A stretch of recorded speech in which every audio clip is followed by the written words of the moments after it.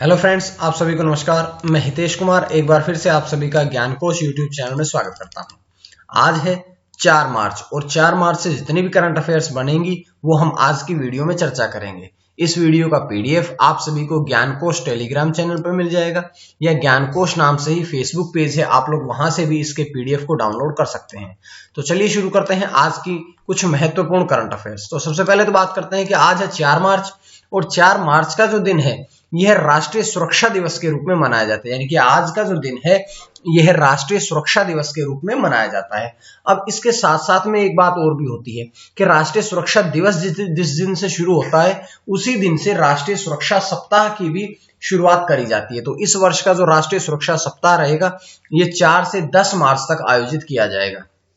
अब इसका उद्देश्य क्या है? तो राष्ट्रीय सुरक्षा दिवस मनाने का या राष्ट्रीय सुरक्षा सप्ताह मनाने का जो दिवस उद्देश्य है वो ये है कि आम लोगों की जो सुरक्षा है इसके प्रति लोगों को जागरूक करना और उनकी जो दुर्घटनाएं होती है उन सब दुर्घटनाओं से उन्हें रोकना ही इस दिवस को मनाने का मुख्य उद्देश्य है।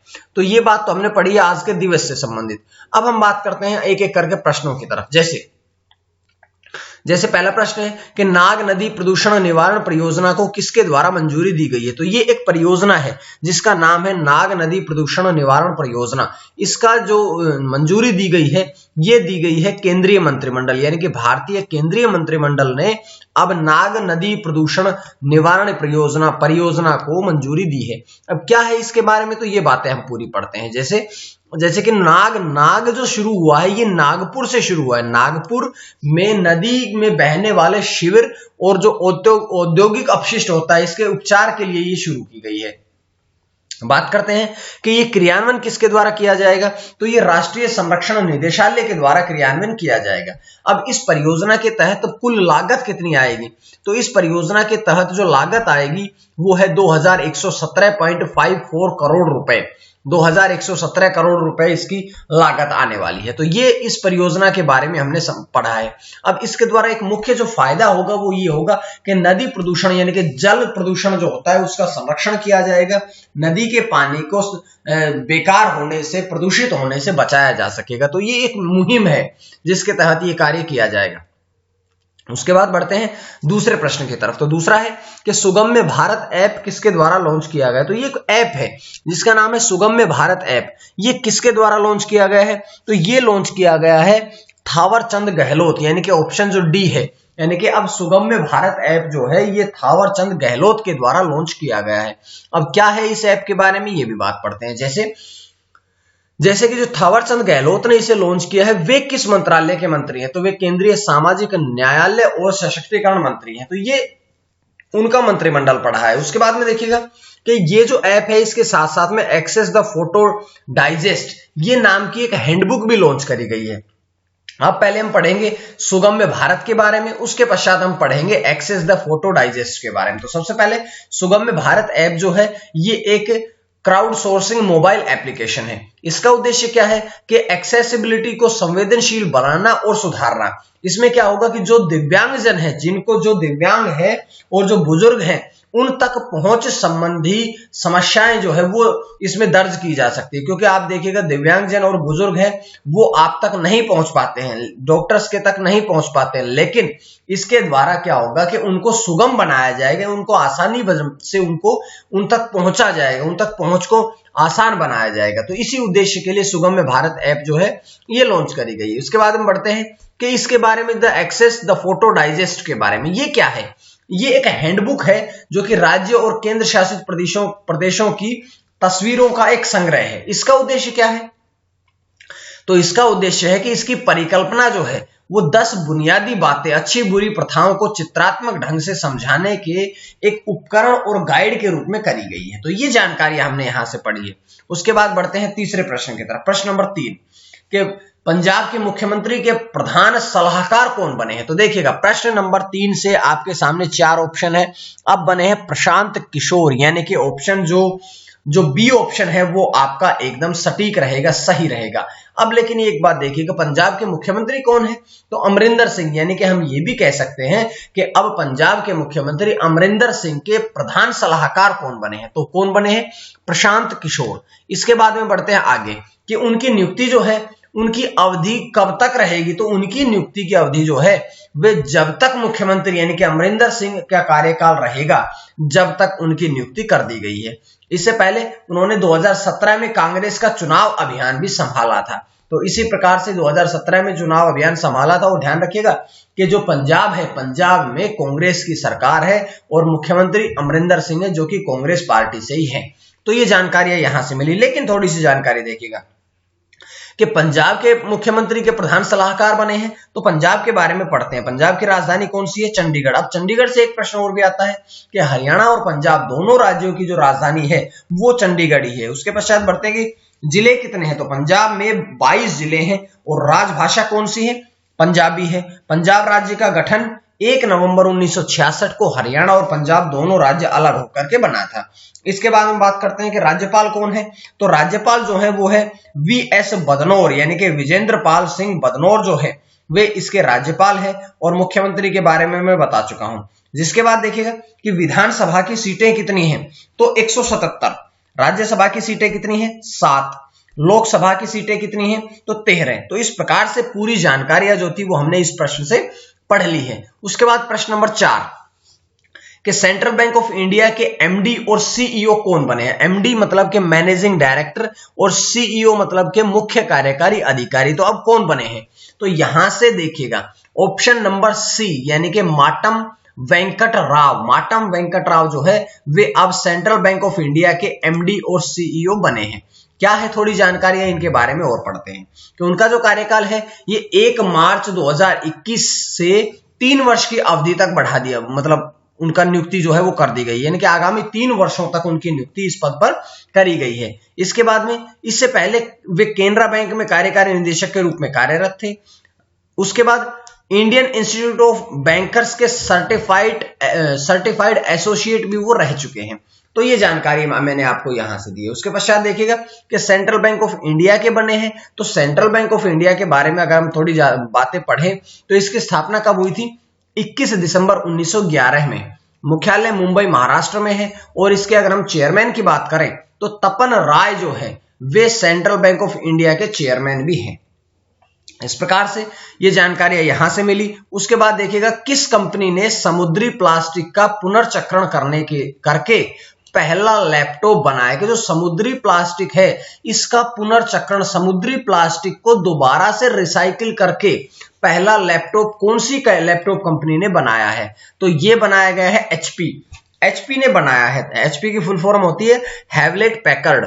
तो इसके बारे में ये जानकारियां थी। लेकिन पूरी जानकारियां पढ़ते हैं कि एचपी यानी कि हैवलेट पैकर्ड इस कंपनी ने ये काम किया है। कंपनी ने पवेलियन 13, पवेलियन 14, पवेलियन 15 नामक लैपटॉप श्रृंखला का निर्माण भी किया है। तो ये प्लास्टिक कचरे से बनाई गई है जो कि समुद्र में पाया जाता है, उस प्लास्टिक कचरे से। सभी लैपटॉप में इंटेल एक्सई ग्राफिक्स के साथ में 11वीं जनरेशन के इंटेल कोर प्रोसेसर का भी प्रयोग किया गया है। तो ये जानकारियां यहां से थी। लेकिन हैवलेट पैकर्ड जो है यानी कि एचपी जो है इसके बारे में भी थोड़ी बातें हम पढ़ते हैं। तो हैवलेट पैकर्ड के बारे में बात करते हैं कि इसकी स्थापना कहां हुई थी? पोल ओल्टो में इसकी स्थापना हुई थी। कब करी गई थी? 1 जनवरी 1939 में इसकी स्थापना करी गई थी। अब बात करते हैं कि इसके संस्थापक कौन कौन है। तो इसके संस्थापक है विलियम रेडिंगटन हैवलेट और डेविड पैकर्ड। ये दोनों ने मिलकर के इसकी स्थापना करी थी। और ये एक संयुक्त राज्य अमेरिका की एक मुख्य कंपनी है जिसके बारे में हमने पढ़ा है। उसके बाद में बढ़ते हैं अगले प्रश्न की तरफ। अगला प्रश्न नहीं बल्कि 5 प्रश्न के पश्चात बढ़ते हैं आज के प्रश्न की तरफ। तो आज का प्रश्न क्या है? आज का प्रश्न है कि हुरून ग्लोबल रिच लिस्ट में भारत का कौन सा स्थान रहा है? तो हुरून ग्लोबल रिच लिस्ट है, इसमें भारत का स्थान आपने बताना है। 4 ऑप्शन आप लोगों के पास है, जो सटीक आंसर होगा वो आपने देना है। जिसके पश्चात हम बढ़ते हैं कल के प्रश्न की तरफ।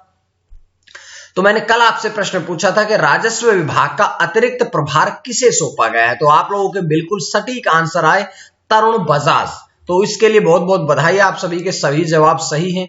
इसके बाद बढ़ते हैं अगले प्रश्न की तरफ कि चेयरमैन चीफ्स ऑफ स्टाफ समिति CISE का पद किसने ग्रहण किया है? तो ये पद किसने ग्रहण किया है? ये पद ग्रहण किया है अतुल कुमार जैन, यानी कि ऑप्शन ए जो है वो आपका सही रहेगा। वाइस एडमिरल अतुल कुमार जैन ने ये पद संभाला है, जिसके बारे में पूरी जानकारियां पढ़ते हैं। जैसे उन्होंने अपने कैरियर के 38 वर्षों में विभिन्न परिचालन कर्मचारियों और कमान नियुक्तियों में सेवा करी है, तो ये उनके बारे में बताया। लेकिन बात करते हैं कि स्वदेशी निर्मित विध्वंसक आईएनएस मसूर सहित 4 जहाजों की कमान जो है वो भी एडमिरल अतुल कुमार जैन ने संभाली है। तो ये जानकारी हमने यहां से पढ़ी है। उसके बाद है अगला प्रश्न है कि सैन डिएगो कॉमिक कॉन का आयोजन कब होगा। तो देखिएगा, इसका आयोजन जो है ये किया जाएगा 23 से 25 जुलाई 2021 में, यानी कि इसका जो ऑप्शन ए है वो इसका ऑप्शन एकदम सटीक है। इसके बारे में पूरी जानकारियां पढ़ते हैं कि इस वर्ष लगभग 23 से 25 वर्ष 2021 तक आयोजित होगा। ये उत्तरी अमेरिका का सबसे बड़ा प्रशंसक सम्मेलन है, यानी कि अगर ऐसा कहे कि उत्तरी अमेरिका जो है इसका सबसे बड़ा प्रशंसक सम्मेलन कौन सा होता है तो ये है कॉमिक कॉन। इसके बाद में इसकी शुरुआत कब से होने लगी है, तो 1970 में इसकी शुरुआत हुई थी, जो कि अभी चल रही है, यानी कि 50 वर्षों से अधिक समय हो गया है इस सम्मेलन की शुरुआत होते होते। तो ये जानकारी हमने यहां से पढ़ी। उसके बाद बड़ा इंपॉर्टेंट प्रश्न आप लोगों के सामने आता है कि इंस्टाग्राम पर 100 मिलियन फॉलोअर्स वाले दुनिया के पहले क्रिकेटर कौन बने हैं। क्रिकेटर की बात हो रही है, खिलाड़ी की बात नहीं हो रही है। तो इंस्टाग्राम पर 100 मिलियन फॉलोअर्स वाले दुनिया के पहले क्रिकेटर जो बने हैं वो बने हैं हमारी इंडियन टीम के कैप्टन विराट कोहली, यानी कि ऑप्शन बी जो है वो आपका सही रहेगा। ये उपलब्धि प्राप्त करने वाले वे एशिया प्रांत के भी सबसे पहले व्यक्ति बने, यानी कि एशिया में भी इस प्रकार की उपलब्धि किसी ने हासिल नहीं करी थी। इंस्टाग्राम पर चौथे सबसे ज्यादा फॉलो किए जाने वाले खिलाड़ी हैं, ध्यान रखिएगा, पहले क्रिकेटर हैं लेकिन चौथे खिलाड़ी हैं। अब बात करते हैं कि सबसे ज्यादा फॉलोवर किसके हैं, तो सबसे ज्यादा फॉलोवर जो है वो है क्रिस्टियानो रोनाल्डो के। कितने हैं, 214 मिलियन फॉलोवर्स हैं। तो ये जानकारियां पूरी तरह से हमने यहां से पढ़ी है। लेकिन अगर हम बात करें इंस्टाग्राम की, तो इंस्टाग्राम जो था वो रिलीज कब हुआ था, तो ये 6 अक्टूबर 2010 में रिलीज किया गया था। और इसके ओरिजिनल ऑथर कौन कौन है, तो केविन सिंस्ट्रोम और माइक क्रिंजर, दोनों के दोनों इसके ओरिजिनल ऑथर्स हैं। तो ये हमने इंस्टाग्राम के बारे में भी जानकारी पढ़ ली है। उसके बाद बढ़ते हैं अगले प्रश्न, यानी कि 9वें प्रश्न की तरफ, कि पूर्वी नौसेना कमान ईएनसी अर्थात ईस्टर्न नेवल कमांड प्रमुख का पदभार किसने संभाला है। तो इसका पदभार किसने संभाला है, अब देखिएगा 4 ऑप्शन आप लोगों के पास है, जिसमें से अजेंद्र बहादुर सिंह, यानी कि ऑप्शन बी जो है वो आपका सही रहेगा। इसके बाद में बढ़ते हैं, देखिएगा इसके बारे में और भी जानकारी है कि वाइस एडमिरल जो है अजेंद्र बहादुर सिंह, उन्होंने अब इसके प्रमुख का पदभार संभाल लिया है। Flag officer command in chief के रूप में उन्होंने पदभार संभाला है। उन्होंने वाइस एडमिरल अतुल कुमार जैन का स्थान लिया। उन्होंने किसका स्थान लिया है, अतुल कुमार जैन का जो है उन्होंने स्थान लिया है। उन्हें 2011 में विशिष्ट सेवा पदक से सम्मानित किया गया था और 2016 में अति विशिष्ट सेवा पदक से सम्मानित किया गया। तो ये 2 पदक हैं जो उन्हें मुख्य रूप से दिए गए हैं। उसके बाद में बढ़ते हैं अगले प्रश्न की तरफ। तो अगला प्रश्न, बल्कि अगले प्रश्न से पहले एक इंपॉर्टेंट प्रश्न ये भी आ सकता है कि जो ईएनसी है, यानी कि ईस्टर्न नेवल कमांड है, इसकी ये एक्टिव कब हुआ था। तो ये जो है ईस्टर्न नेवल कमांड जो है ये 1 मार्च 1968 में एक्टिव हुआ था। तो ये पूरी जानकारी यहां से पढ़ी। इसके बाद हम आज के अंतिम प्रश्न की तरफ बढ़ते हैं। आज का अंतिम प्रश्न जो है वो आपके स्क्रीन पे है कि अंतरराष्ट्रीय योग उत्सव का शुभारंभ कहां पर किया गया। तो अंतरराष्ट्रीय योग उत्सव का जो शुभारंभ है ये कहां पर किया गया है, ये किया गया है ऑप्शन ए, यानी कि ऋषिकेश में अब इसका शुभारंभ जो है ये किया गया है। तो इसके बारे में बात करते हैं कि ऋषिकेश कहां पर है। तो ये उत्तराखंड राज्य में स्थान है ऋषिकेश, जहां पर इस अंतरराष्ट्रीय योग उत्सव का शुभारंभ किया गया है। इसका उद्घाटन किसने किया है, तो ये कृषि मंत्री सुबोध उनियाल और अखिल भारतीय अखाड़ा परिषद के प्रमुख नरेंद्र गिरी और पतंजलि योगपीठ के अध्यक्ष आचार्य बालकृष्णन ने यह कार्य किया है, इसका उद्घाटन किया है। इसका आयोजन कौन कौन करेगा, तो उत्तराखंड पर्यटन विकास बोर्ड और गढ़वाल मंडल विकास निगम दोनों मिलकर के इसका जो है आयोजन करेंगे। इस प्रकार से पूरी जानकारी हमने आज की वीडियो से पढ़ ली है। उम्मीद है आपको वीडियो पसंद आई होगी, और अगर वीडियो पसंद आई तो आप लोग ज्ञानकोश यूट्यूब चैनल को सब्सक्राइब कर लीजिएगा, ताकि आपको पूरी जानकारियां मिलती रहें। इसी प्रकार से करंट अफेयर्स पढ़ते रहिएगा। बहुत जल्द आप लोगों के लिए मूल विधियां शुरू होने वाली है, और टेलीग्राम चैनल से जुड़े और फेसबुक पेज से जुड़े, ताकि आपको पीडीएफ भी मिलता रहे। आज के लिए इतना ही। मां सरस्वती की कृपा आपसे बनी रहे। बहुत बहुत धन्यवाद।